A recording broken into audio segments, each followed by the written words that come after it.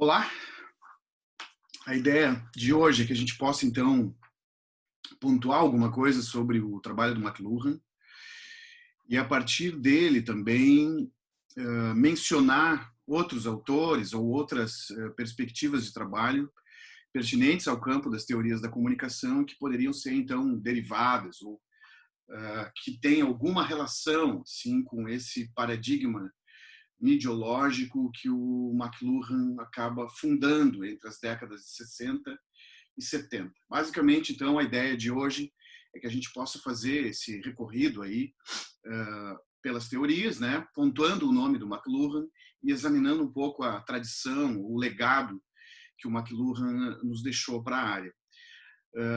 O texto que vocês receberam, pessoal, ele começa referindo a uma cena bastante conhecida, assim, no campo das teorias da comunicação, eu poderia dizer, que é justamente essa intervenção do McLuhan, o próprio, ele mesmo, num filme dirigido pelo Woody Allen em 1977. Então, esse filme se chama Annie Hall, foi o filme que ganhou o Oscar naquele ano e que conta, então, com uma breve participação muito bem humorada assim, do McLuhan num determinado momento do filme. O texto que vocês receberam descreve esse episódio assim, e começa a falar sobre o McLuhan justamente a partir daí, seja no sentido de caracterizar a figura do McLuhan, né, não só como um teórico da comunicação, mas também como um teórico pop, a gente poderia dizer, né? Então, a obra do autor está muito impregnada por essa sua figura e por aquilo que ele se tornou entre os anos 60 e 70, já trabalhando em Nova York, enquanto um intelectual público, assim, um intelectual pop, como eu falei, uma espécie de guru da sociedade tecnológica, televisiva, então, né, que estava se afirmando naquelas duas décadas, né? Então a gente tem ali uma cultura midiática que está construída muito em torno da televisão, né?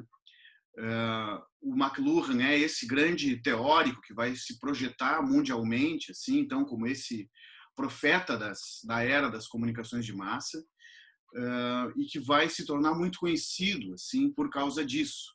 Então, os livros que o McLuhan escreve nesse período, principalmente esse livro aqui, Os Meios de Comunicação como Extensões do Homem, que, se eu não me engano, é lançado em 1964. Essa é uma edição lançada no Brasil, bastante conhecida também, com a tradução do Décio Pinhatari, que é um outro sujeito importante, né, um brasileiro que contribuiu muito, assim, não só para a poesia concreta, ele era um poeta concreto, o Décio Pinhatari, mas também para a área, traduzindo aí o Understanding Media ou os meios de comunicação como extensões do homem, que é o livro, então, que tornou mundialmente conhecido, assim, tornou famoso o Marshall McLuhan. Marshall McLuhan morre, então, 3 anos depois da aparição nesse filme, mas naquele momento ele já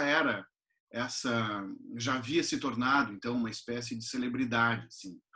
Então, não sei se temos outro autor das teorias da comunicação que tenha ganhado tanta projeção como McLuhan, né? Aqui no caso, nesse vídeo que a gente mencionou anteriormente, o McLuhan no centro mesmo, assim, sendo incorporado, fazendo o seu próprio papel, né? No coração assim da indústria cinematográfica de Hollywood, né? Sendo inclusive o filme premiado com um Oscar. Então, só para a gente começar assim a caracterizar o trabalho do McLuhan, puxando um pouco essa característica da personalidade dele. Ele era também conhecido assim de uma forma até um pouco pejorativa como o teórico das agências de publicidade, né? Na Madison Avenue, se eu não me engano, uma avenida em Nova York onde se concentravam então as agências de publicidade. O McLuhan recebeu também, né, essa alcunha. E é claro que, sendo apelidado desse modo, assim, isso era também uma forma de criticar o McLuhan, ou de apontar, digamos, que o McLuhan era muito mais uma celebridade, né, do campo aí da cultura de massa e tal, do que propriamente um teórico, no sentido mais tradicional, mais sisudo, mais recluso, né? Como a gente poderia entender, né? Como se fosse mais próprio, então, do mundo da universidade. Essa caracterização que estamos fazendo agora sobre a personalidade do McLuhan, ela repercute diretamente assim, em um dado, né, a respeito do autor, que diz respeito ao modo como ele trabalha conceitualmente. Aqui a gente tem uma cena do filme, né? Vocês já devem ter visto essa cena, não é a ela que eu estou me referindo, né? Aqui a gente tem são imagens dos livros do McLuhan, né? Os meios de comunicação como extensões do homem não trazem essas imagens assim, mas ele tem outros livros muito conhecidos também. Eu tenho um deles aqui, que é O Meio é a Massagem, e uma outra edição, um pouco mais antiga, do mesmo livro. E essas imagens que vocês estão vendo são imagens extraídas justamente desse livro, né? Porque o livro se propõe, sim, ele é assinado conjuntamente com um designer gráfico, que é o Quentin Fiore, e o livro faz toda uma exploração gráfico-visual, né?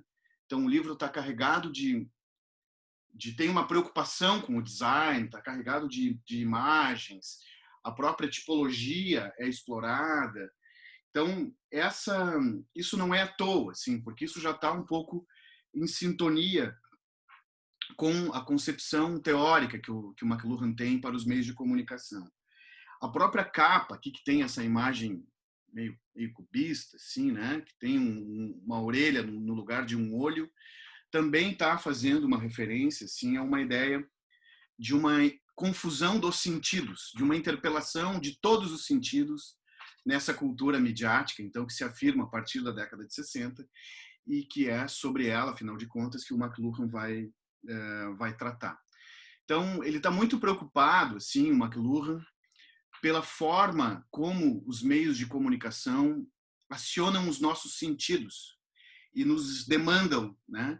E nos envolvem numa única, numa multissensorialidade, a gente poderia dizer assim, ou como se os meios de comunicação estivessem nos forçando a viver num ambiente medial, num ambiente ecológico, onde os sentidos estão o tempo todo permanentemente sendo estimulados e nós estamos sendo instigados a estabelecer permanentes processos assim sinestésicos de tradução de um sentido no outro, né? Então essa é uma preocupação de fundo assim desse autor. A gente vai ver como é que ele acaba desenvolvendo isso no seu trabalho, mas de todo modo eu queria salientar isso, assim, que o McLuhan então tem trabalhos que são muito de exploração, assim, de uma sensorialidade no que ele está escrevendo, né?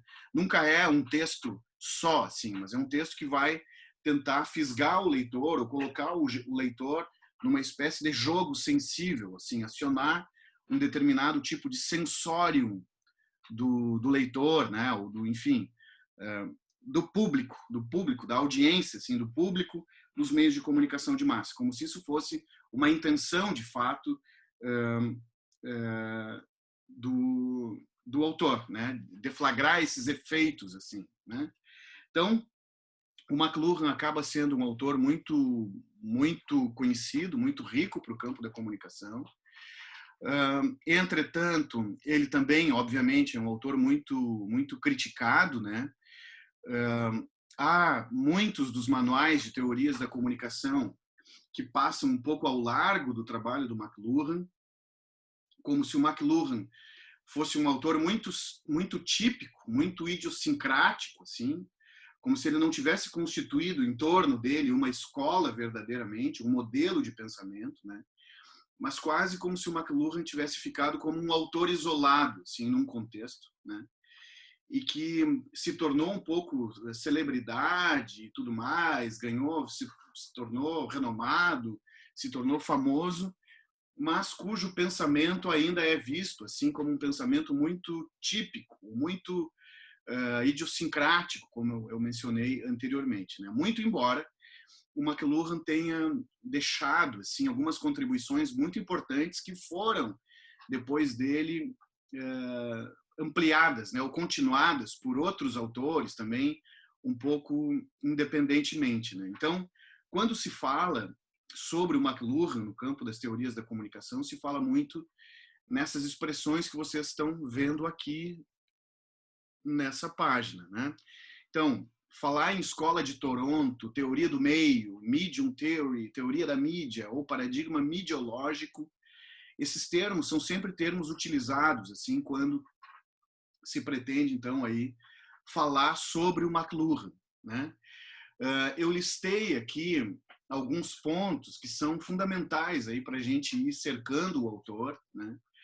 E que a gente pode, inclusive, voltar a esses pontos na medida que a gente for fazer a nossa discussão mais direta e aberta. Assim. Então, eu acho que tem um conjunto aqui de 10 noções ou de 10 ideias, mais ou menos, assim que nos ajudam, né, a meio reconhecer quem é o autor e qual é, enfim, como é que ele se insere no campo de discussão aí das teorias da comunicação.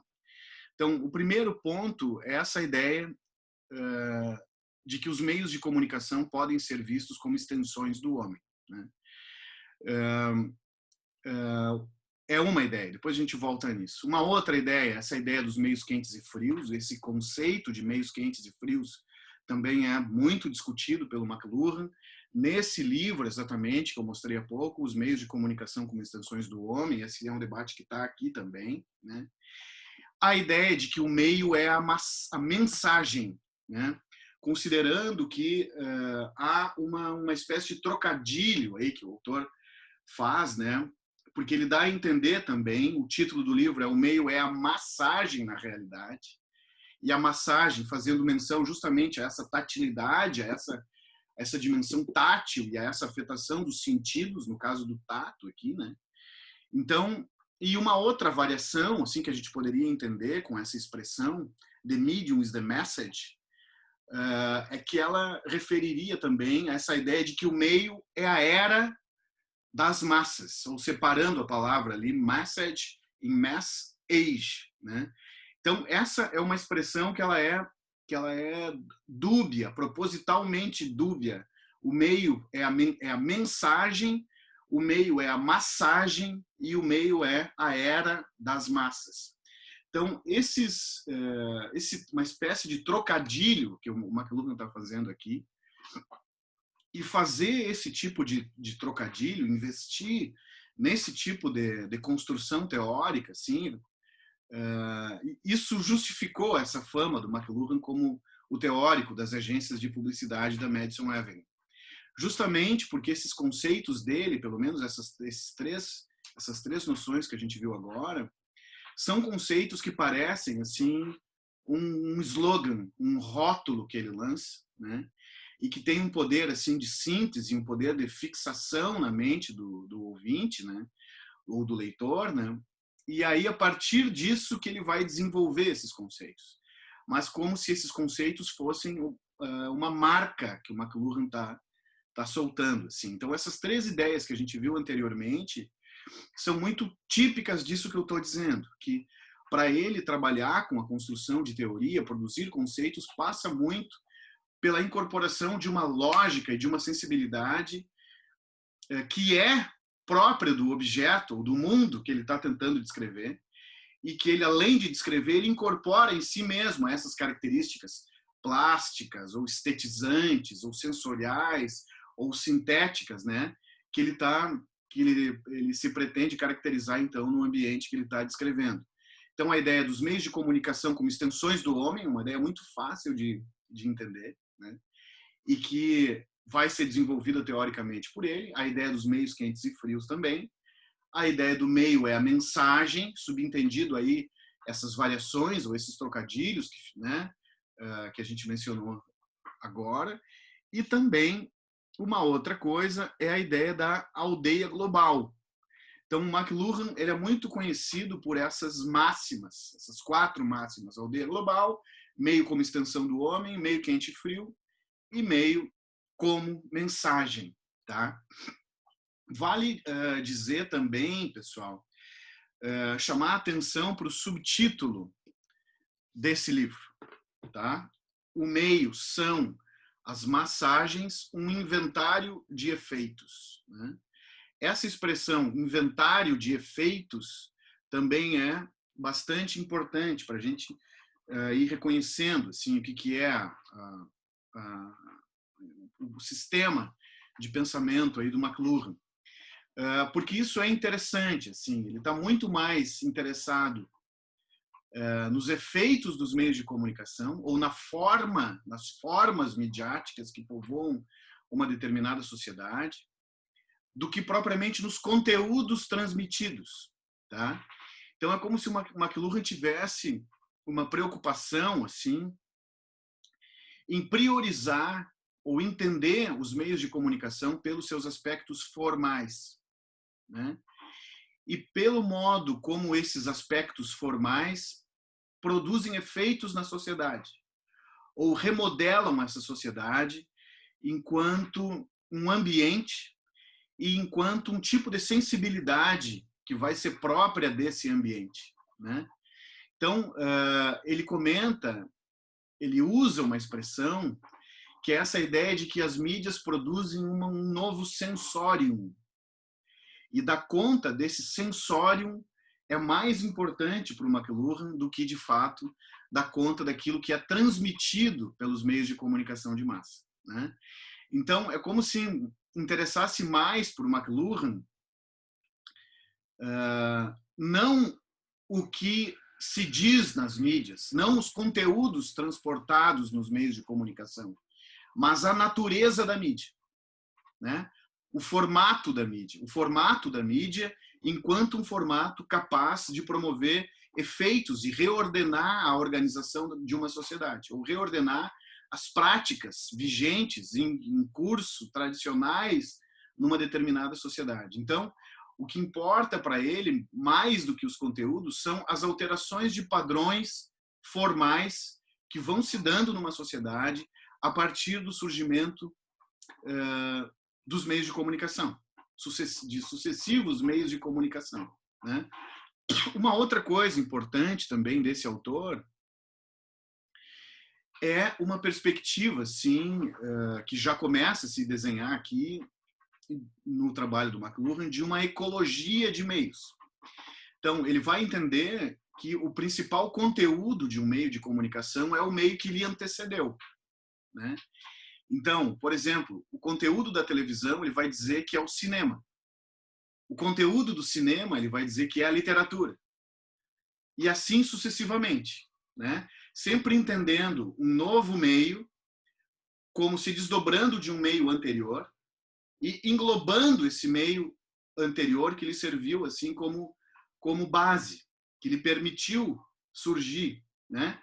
Então é como se cada meio novo que surge na história derivasse de um anterior e englobasse o anterior, né? E assim fosse se promovendo uma simultaneidade de meios num momento histórico, né? O autor ele é muito criticado também justamente por essa perspectiva, né? Como se isso é o que se aponta no trabalho do McLuhan como sendo o seu determinismo medial, porque afinal de contas ele pensa a sociedade muito focado nessa história dos meios ou nessa discussão assim mais formal sobre os meios de comunicação, técnico formal sobre os meios de comunicação. Então ele é muito criticado por isso. Ele está constituindo o que a gente poderia chamar de uma espécie de tradição medial nos estudos de comunicação de massa. Então, ele não está fazendo a discussão sobre ideologia, por exemplo, ou sobre a cultura da classe operária, como a gente viu nos estudos culturais, ou a crítica o desvelamento crítico da ideologia dominante, como ocorre na semiologia do Roland Barthes, ou como ocorre na teoria crítica também. O McLuhan não está fazendo essas discussões, né? Mas ele está tentando pensar justamente como é que a técnica opera e promove efeitos, tá? Mas esses efeitos apreendidos a partir do desenho técnico formal de um meio de comunicação, né? E é a partir disso, assim, que ele vai pensando justamente a evolução e a história da humanidade a partir justamente dos dispositivos tecnológicos, né? Então, ele fala que, num determinado momento, nós tínhamos uma cultura oral, né? Então, essa oralidade dá determinadas características para a sociedade, né? Então, por exemplo, como numa sociedade oral eu não tenho escrita, eu tenho que desenvolver técnicas de memória. A tradição, ela vai se transmitir muito em função da memória dos mais velhos, dos antepassados, né? Então, tem características que vão se afirmando numa determinada sociedade que são definidas a partir da mídia dominante naquele período, né? Ou da forma expressiva dominante naquele período, né? Então, uma cultura oral vai se pautar muito pelo convívio face a face entre as pessoas, porque a sociedade ela está constituída dentro do alcance da fala de uma comunidade, né? Então, eu preciso transmitir a minha fala na memória ou falar direto com alguém. Então, tem uma tendência aí que essa sociedade se torne uma sociedade de maior convívio físico, de copresença física, vamos dizer assim, né? Na medida em que surge uma outra mídia, né, como a imprensa, por exemplo, a imprensa surge e vai instalar nessa sociedade outros padrões de relacionamento, né? Então, a imprensa, vai dizer o McLuhan, vai promover a ideia de um leitor individual, introspectivo, sozinho, né? Eu posso ler, eu leio sozinho, eu não preciso mais estar numa copresença, como na cultura da oralidade, por exemplo. Então, a leitura vai produzir um outro tipo de sujeito, mais introspectivo, mais individualizado. A leitura vai produzir, a imprensa, né, vai produzir também, como o McLuhan fala, uma ideia de nacionalidade, de formalidade, vamos dizer assim, da hierarquia, de formalidade. Então, esses são os efeitos que uma mídia vai promovendo num determinado arranjo social, assim, enquanto mídia dominante. Então, são esses efeitos que o McLuhan vai tentar descrever, pensando, né, justamente essas repercussões dos meios, ou os efeitos dos meios, enquanto aparatos técnicos, assim, à disposição, né? Então, isso é um outro traço do autor, bastante importante, assim. É como se ele estivesse tentando pensar quais são as tendências de uma mídia numa determinada sociedade, desse ponto de vista, né, daquilo que ela pode promover do ponto de vista da organização social, né? E assim ele vai pensar a história, por exemplo, né? Tem um outro dado que é interessante,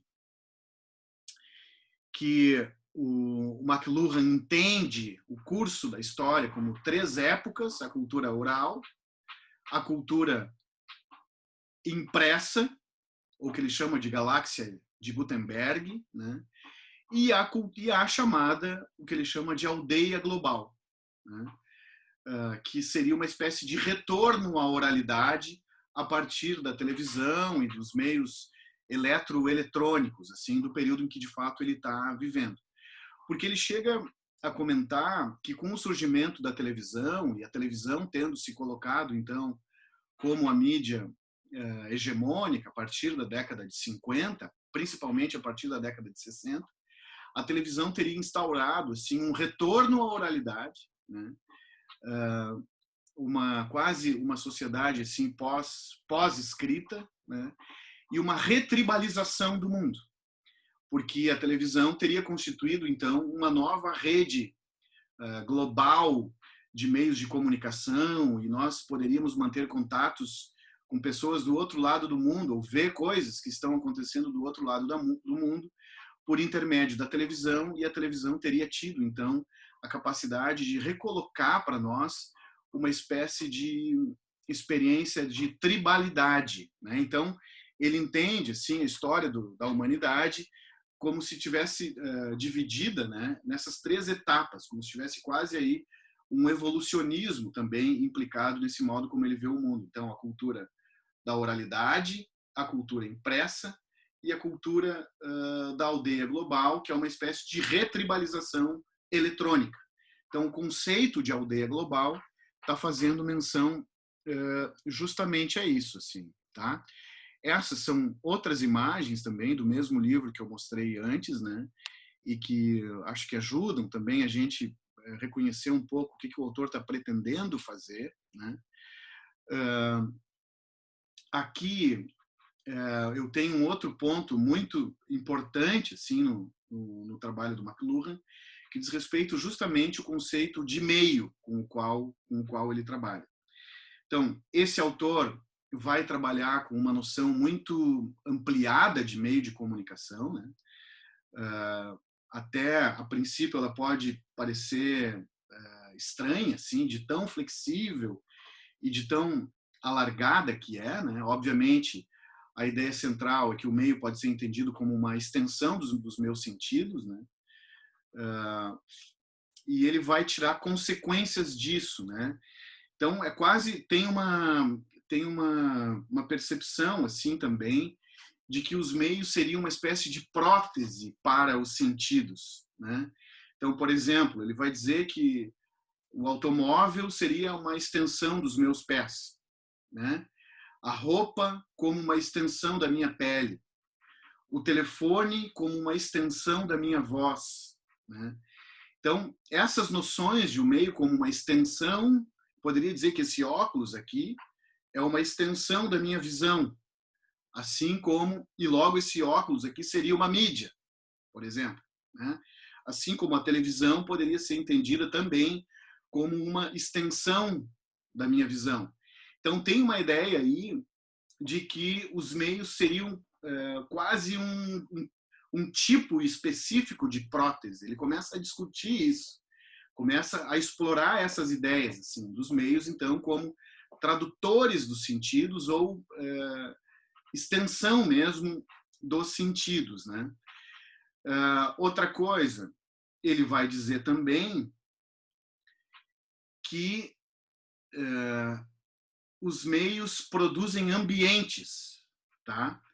Eu destaquei aqui 4 acepções com as quais o McLuhan trabalha, né? Então, uma delas é essa que está aí, vocês estão vendo, deixa eu achar a lâmina aqui para mim também, do meio como um modo de fazer alguma coisa, né? Então, essas definições todas estão convivendo nos textos dele, né? Isso às vezes gera muita confusão, assim, na medida em que, né, ele trabalha meio indistintamente o tempo todo com essas definições de meio aí. Então, primeiro, essa ideia de que o meio pode ser entendido como um modo, uma maneira de fazer algo, né? Então, como é que eu vou para Fabico, por exemplo, né? Então, como é que eu faço isso? Eu vou de carro, vou de ônibus, vou a pé. Então, uma acepção de meio seria isso, um modo de fazer algo, né? Uma outra acepção mais específica, um pouco do que essa, é um modo de fazer algo que implica um aparato tecnológico. O carro, por exemplo. Tá, eu vou para Fabico a pé, mas eu posso ir de carro, né? Então, o carro aqui é um artefato tecnológico, industrial, tecnológico, físico, material, produzido de um determinado modo e que serve para que eu possa também ir para Fabico. Mas aqui já tem uma segunda acepção de meio, né? Mais no sentido de um instrumento tecnológico, no caso aqui um carro, né? Uma terceira acepção é justamente essa, de que esse dispositivo tecnológico aí, ele é mais específico ainda, mas ele é um dispositivo de produção simbólica. Por exemplo, se eu vou para Fabico de carro, o carro é o meio, porque me serve para me levar para Fabico.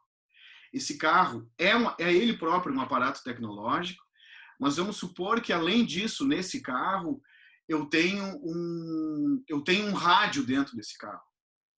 Ou eu tenho nesse carro um anúncio de uma empresa, que é a empresa da minha família, que está na porta do carro, por exemplo, né?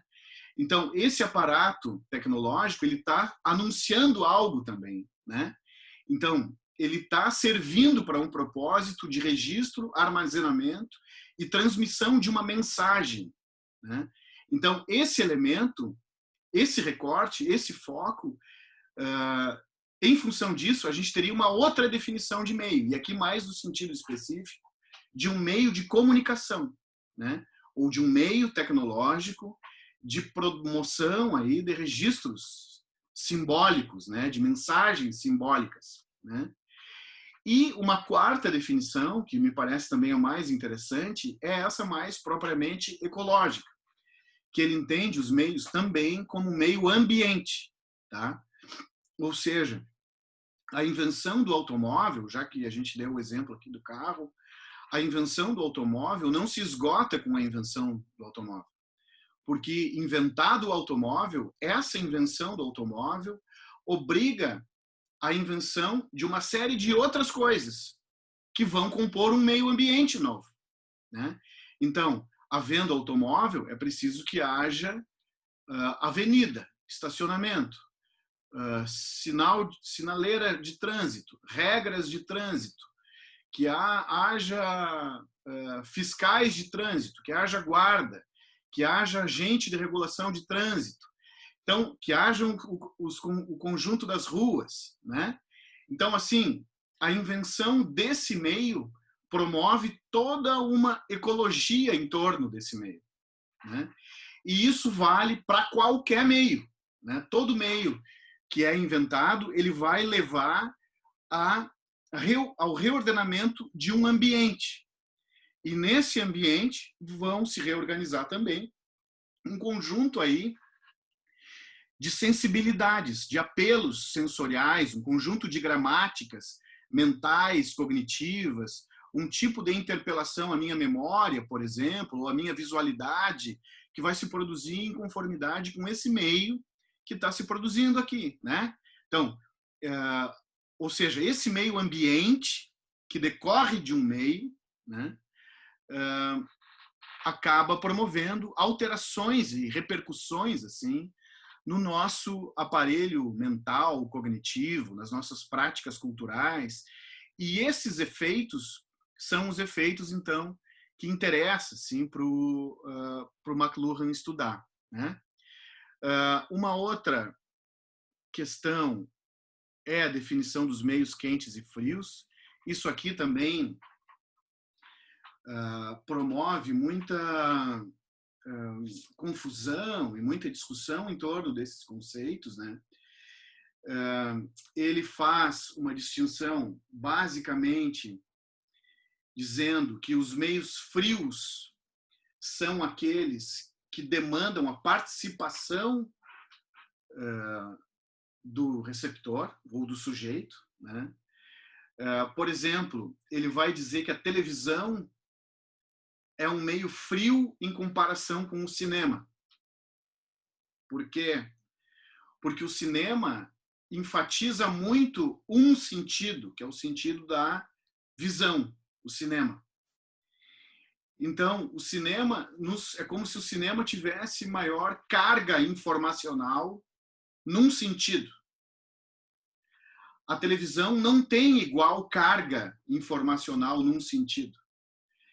E, nesse sentido, a televisão estaria demandando mais a participação do espectador, né? A qualidade da imagem televisiva é pior do que a qualidade da imagem no cinema. E, além disso, a TV nos oferece também nos demanda mais outros sentidos, né? A TV está colocada num ambiente de outros apelos sensoriais, assim, que vão disputar a nossa atenção naquele ambiente onde o televisor está colocado, né? Então, essa chamada para mais atenção para outros sentidos faz da televisão um meio frio na comparação com o cinema, que é um meio quente, tá?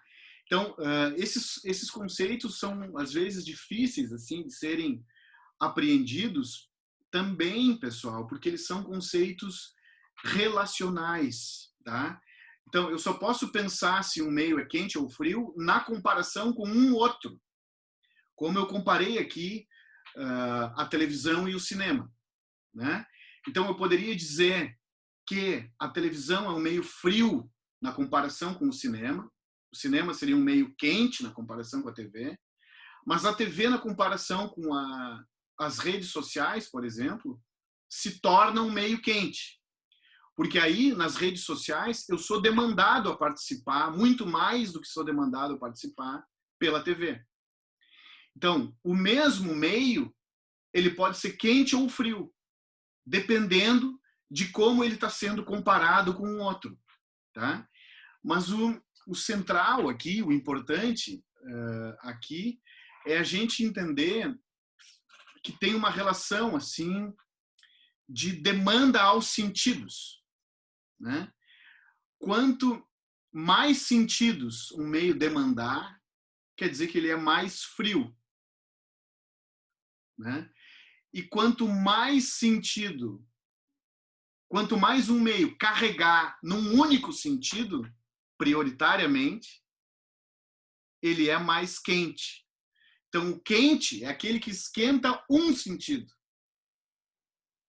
O frio é aquele que demanda vários sentidos e não sobreenfatiza um deles. Logo, o espectador precisa participar mais na composição assim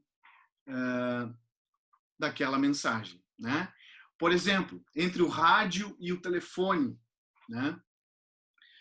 O telefone seria um meio mais participativo, logo ele seria frio em comparação com o rádio. E o rádio seria quente, porque ele carrega num único sentido da audição e ele não demanda muito mais outros sentidos, né? Então, essa distinção entre meios e frios é uma distinção importante dentro do trabalho do McLuhan. É uma distinção também que gera dúvidas às vezes, porque tendemos, né, a não entender, nossa tendência é de não entender esses conceitos como conceitos correlacionais. Né? Eu preciso pensar sempre as mídias na correlação com uma outra, para saber se essa mídia é quente ou fria, né? Segundo essa acepção aí do McLuhan. Eu trouxe também aqui uma outra imagem do mesmo livro, tá? Eu trouxe também uma listagem de algumas críticas reincidentes aí ao trabalho do autor. A gente pode voltar nisso no nosso debate de sala de aula, né? Então, obviamente, esse problema do determinismo tecnológico, né? Então, que o modo como ele prioriza a técnica talvez seja exagerado para alguns dos autores. Tem até autores que dizem que essa dimensão social da comunicação teria se perdido um pouco, né, na discussão do McLuhan, né? Ou seja, é como se ele não tivesse uma teoria da comunicação social, mas ele tem uma teoria da mídia, né? Porque a contextualização social, assim, as dinâmicas propriamente sociais, de política, de economia, de ideológicas, de até a dimensão etnográfica, antropológica, assim, estaria perdida, né? Ou muito pouco contemplada no trabalho do McLuhan. Vale dizer também sobre isso que o McLuhan é um autor que vem do campo da teoria literária, né? Se a gente for para os textos dele, a gente vai ver que muito do que ele está discutindo, ele discute a partir da literatura. Então, o Shakespeare é um autor que está permanentemente sendo o Ezra Pound, que é um poeta. Então, são autores, os materiais que ele discute nos seus textos, assim, são muito materiais que vêm da literatura, sendo ele alguém, então, que fez uma formação, né, na área da literatura. Né? Então, um problema reincidente sempre vai aparecer quando se trata aí de discutir o McLuhan é esse problema do determinismo tecnológico, né? que diz isso, né? O modo do agenciamento técnico é mais enfatizado e mais valorizado do que o vínculo e a troca sociocomunicacionais propriamente ditos, né? É sempre muito presente. Isso acho que pode ser também um alerta a ser tomado por alguns de nós, conforme, né, os nossos desenhos de investigação. Essa ideia de que, agora há pouco, quando a gente estava discutindo o conceito de meios quentes e frios, tem, para definir se é frio ou quente, tem uma ideia de participação do espectador, né? E de que essa participação não é uma interpretação, né? E não é ação política também, né? Mas que o modo como ele define a participação tem muito a ver com uma ideia de um apelo sensorial, assim. Então não é um investimento racional e nem um investimento político do indivíduo na relação com a mídia, mas é meramente uma sensorialidade, sim. A participação para o McLuhan diz respeito a uma sensorialidade que é invocada, ou que é demandada, assim, na relação com a mídia, né? E que isso seria problemático também para a gente entender essa ideia de participação no caso do McLuhan. Obviamente, outra crítica comum é essa, né? Que o autor teria desenvolvido uma teoria da comunicação sem a política, né? E como se fosse até um pouco assim utópica em alguma medida, né? Como se o mundo do McLuhan fosse um mundo cor-de-rosa, assim, como se esse conceito de aldeia global fosse um conceito assim de uma comunhão igualitária, global, que todo mundo se vê participando, que todo mundo tem acesso igual às ofertas dos meios de comunicação de massa. Então, tem autores que criticam muito isso nele, né? Um dos críticos do McLuhan é um autor dos estudos culturais, que é o Raymond Williams, né? Que escreveu sobre televisão e que critica o McLuhan também, né? E chama atenção justamente para esse fato, assim, que o McLuhan teria uma visão da tecnologia muito idílica, muito limpa, muito idílica, e que o pensamento do McLuhan é um pensamento que não contempla, de fato, as disputas sociais, as relações de poder, as desigualdades, né? A própria ideia, hoje em dia, da exclusão digital, né? Em que o McLuhan, então, meio que tem um mundo meio idealizado, assim, um mundo meio de sonho, e que ele define. Então, estamos agora vivendo numa nova tribo global, né? Então, que nesse sentido a teoria dele seria uma teoria meio frágil, assim, desse ponto de vista da crítica, ou desse ponto de vista de uma certa cegueira ideológica, assim, né? Um pouco escapista, um pouco assim muito utópica, como a gente estava dizendo. Uma outra crítica também que poderia ser feita diz respeito justamente a essa ideia dos meios quentes e frios, né? Porque hoje em dia, cada vez mais, né, quando a gente se fala, por exemplo, em convergência de mídias, é muito difícil assim definir o que é um meio quente, o que é um meio frio exatamente, né? Porque justamente as mídias estariam o tempo todo, todas elas juntas e num processo de convergência, de sobreposição permanente, de fluxos permanentes entre elas, né? De tal modo que eu não conseguiria mais separar meio quentes e meios frios hoje, né? Hoje, em 2020, talvez do mesmo modo como isso poderia ser separado, né? Na década de 60, o que é o momento em que o McLuhan está escrevendo o livro. Então, o livro é de 64, e talvez lá as mídias ainda tivessem mais autonomia, né, de umas em relação às outras, né? O cinema, a TV, o rádio, o telefone. Hoje em dia parece que essas mídias estabeleceram uma espécie de convergência, elas funcionam muito mais amalgamadas e hibridizadas, assim, né? Num processo, então, de maior e mais efetiva canibalização, né? De umas pelas outras, assim. Então, nesse sentido, teríamos aqui no trabalho do McLuhan um problema para ser resolvido, né? Bom, esse autor é um autor, então, muito importante para o nosso campo, né? Ele é um autor que funda, sim, como a gente mencionou, uma abordagem midiocêntrica, a gente poderia dizer assim, muito voltado para a questão da tecnologia. O McLuhan, embora esteja falando principalmente sobre a TV, essa ênfase que dá na técnica tornou ele também um autor muito interessante para os estudos de cibercultura, né?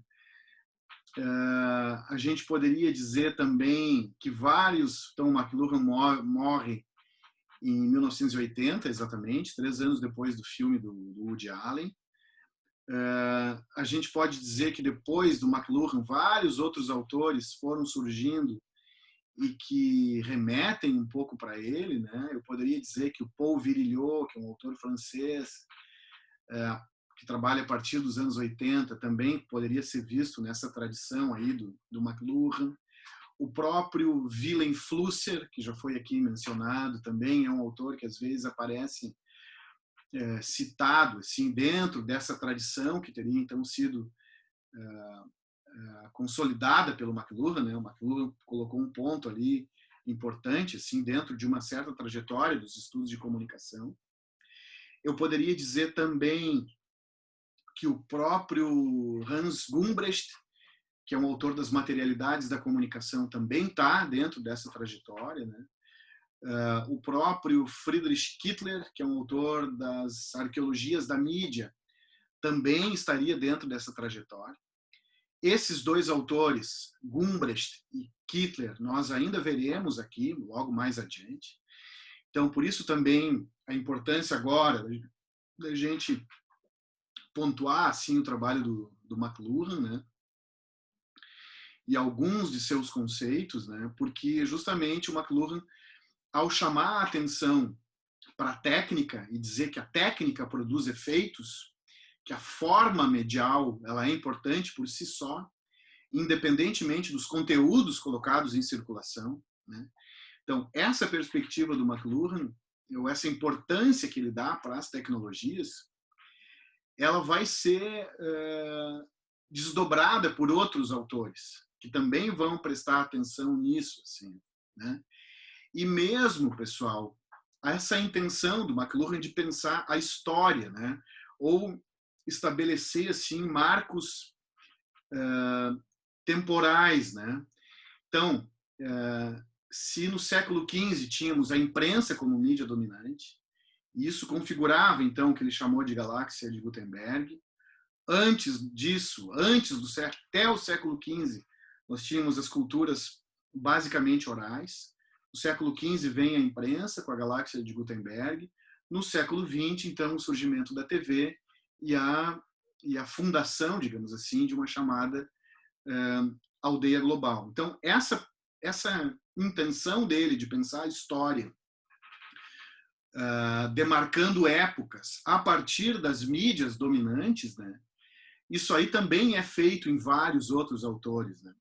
O próprio Flusser, que eu mencionei agora há pouco aqui, também faz periodizações desse tipo, né? O Flusser é, então, um autor que também se propõe a fazer uma periodização desse tipo, né? O Flusser, como a gente sabe, trabalha com o conceito de pós-história, por exemplo, né? E ele acredita que a história da humanidade poderia ser contada em função de 3 catástrofes. Uma delas seria o que ele chama de hominização, quando o homem adquire o andar erétil e passa a descer e a explorar a savana, no deserto, vamos dizer assim. O que implica, a partir daí, uma vida nômade e a busca por conhecimento, né, diz o Flusser. Essa seria uma tragédia. A segunda seria do assentamento,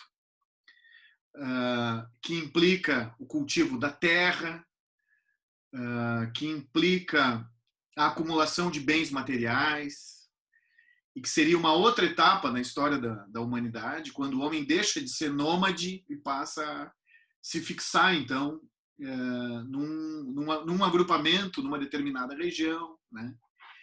E uma terceira tragédia, uma terceira catástrofe, diz o Flusser, seria o que eles chamam de uma segunda hominização, ou uma hominização virtual, como ele vai chamar, né? E é interessante nessa etapa, porque ele diz que é a etapa onde a nossa morada passa a ser atravessada pelo que ele chama de ventos de informação. Então, onde coisas materiais passam a ser menos importantes do que não coisas, diz o Flusser, ou do que informações, softwares e similares, né? Então, como se algo teria um vento de informação que estaria invadindo a nossa morada. Então, é interessante, sim, que o Flusser também se proponha a pensar a história, demarcando épocas e pensando cada uma dessas demarcações em função de uma mídia que ali se faria hegemônica nesse período. Tem uma outra tipologia desse tipo, assim, uma outra organização da história desse tipo, que é uma feita pela professora Lúcia Santaella, de São Paulo, que trabalha com semiótica, que é bastante conhecida, e ela divide a história, né, ou a história da cultura, para a gente pensar assim, também numa perspectiva que soa meio evolucionista, né, e também olhando para os suportes, para os aparatos e as técnicas comunicacionais vigentes ou hegemônicas em cada período. E a Santaella fala, então, em 6 eras culturais, né?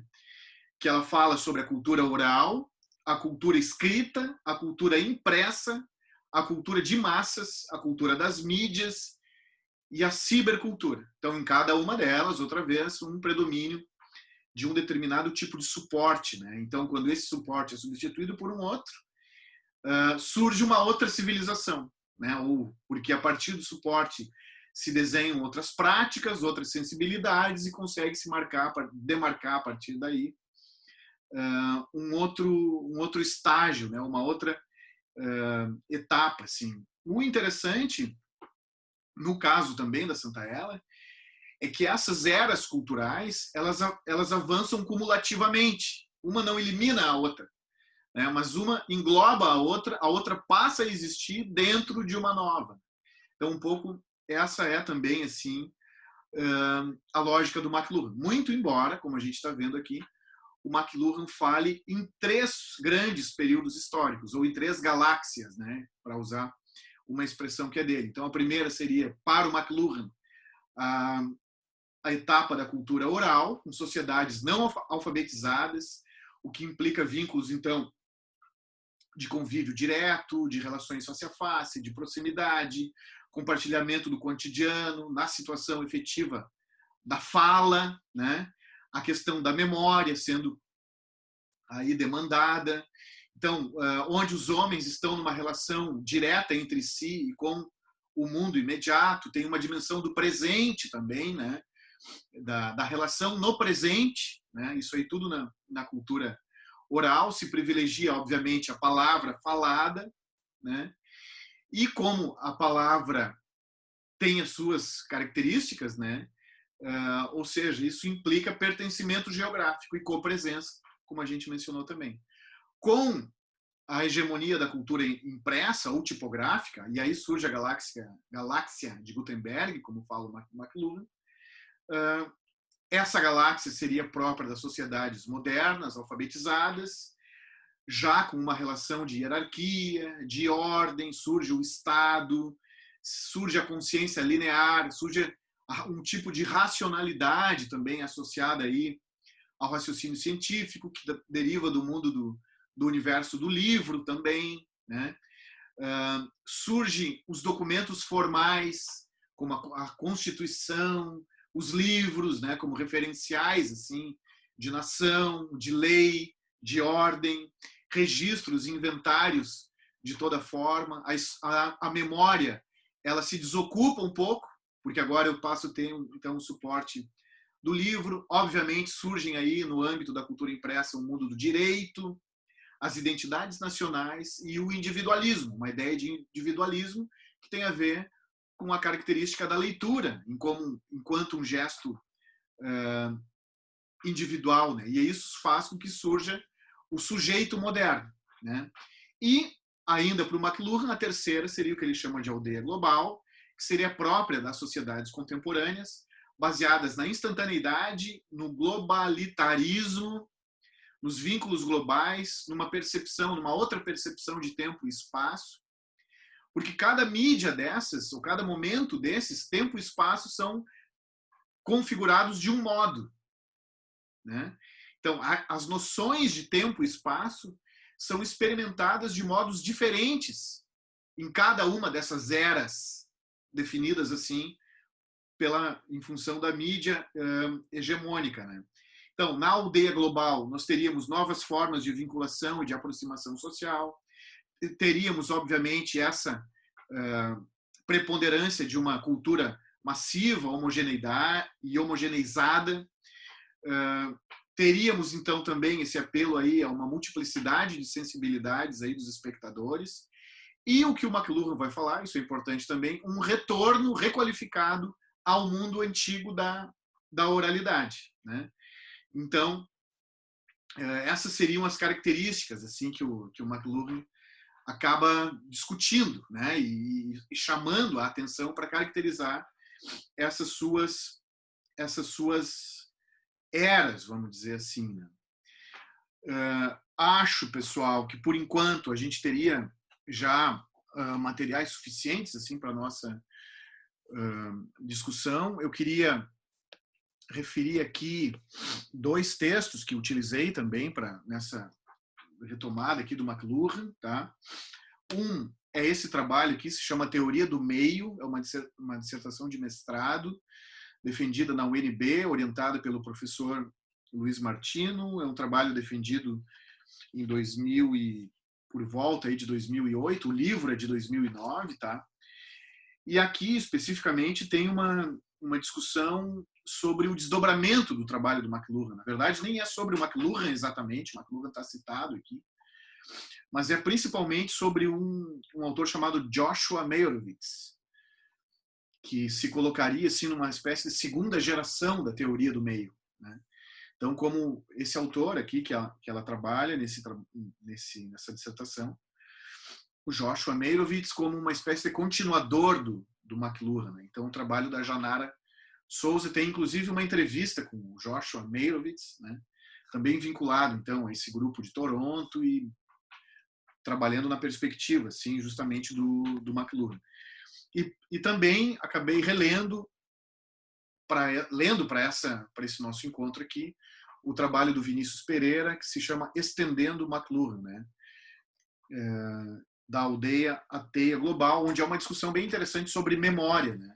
Então, enfim, um apanhado assim do trabalho do McLuhan, discutindo assim a relação entre informação e memória e o trabalho do McLuhan. Ele trabalha o conceito de transmnese, por exemplo. Então tem uma discussão sobre o McLuhan num recorte assim bem específico, né? Então acho que por enquanto, para a gente fazer o nosso debate, eu acho que aqui já é suficiente. Eu vou tentar deixar com vocês aquele trecho da aparição do McLuhan no filme do Woody Allen.